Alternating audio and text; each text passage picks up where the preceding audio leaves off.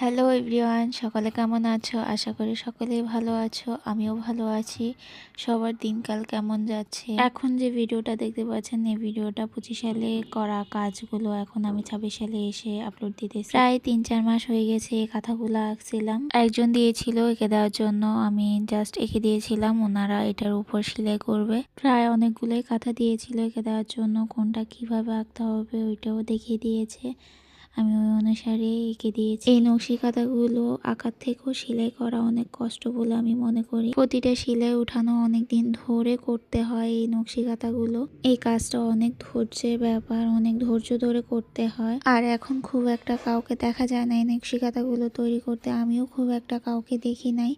আগে এটার প্রচলন বেশি ছিল, এখন ওই তুলনায় খুবই কম। আপনারা কারা কারা এই নকশি কাঁথাগুলো তৈরি করতে পারেন অবশ্যই কমেন্ট করে জানাবেন। আর আমার এই আঁকাগুলো আপনাদের কাছে কেমন লাগতেছে অবশ্যই কমেন্ট করে জানাবেন। আর ভিডিও অবশ্যই লাস্ট পর্যন্ত দেখবেন, কারণ সবগুলো কাঁথার ছবি আমি লাস্টে অ্যাড করে দিয়েছি।